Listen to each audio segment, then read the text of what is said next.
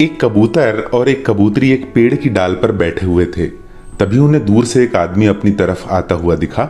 कबूतरी के मन में शंका हुई तो उसने कबूतर से कहा कि चलो जल्दी उड़ चलें, वरना यह आदमी हमें मार डालेगा।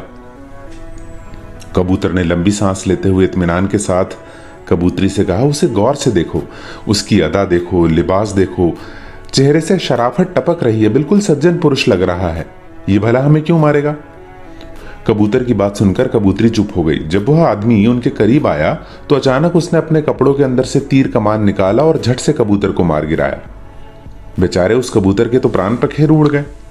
असहाय कबूतरी ने किसी तरह उड़कर अपनी जान बचाई और बिलखने लगी। उसके दुख का कोई ठिकाना नहीं था, क्योंकि पल भर में ही उसका सारा संसार उजड़ गया था। कबूतरी रोती हुई अपनी फरियाद लेकर राजा के पास गई और राजा को उसने पूरी घटना विस्तार से बताई।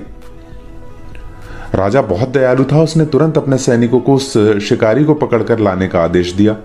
शिकारी को पकड़कर दरबार में लाया गया। शिकारी ने डर के कारण अपना जुर्म भी कबूल कर लिया।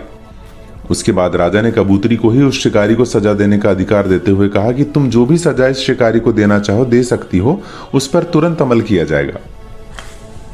कबूतरी ने बड़े दुखी मन से कहा कि हे राजन, मेरा जीवन साथी तो इस दुनिया से चला गया, जो फिर कभी भी लौटकर नहीं आएगा। इसलिए मेरे विचार से इस क्रूर शिकारी को बस इतनी ही सजा दी जानी चाहिए कि यदि वो शिकारी है तो उसे हर वक्त शिकारी का ही लिबास पहनना चाहिए। ये शराफत का लिबास वह उतार दे, क्योंकि शराफत का लिबास ओढ़कर घिनौने काम करने वाले सबसे बड़े नीच होते हैं।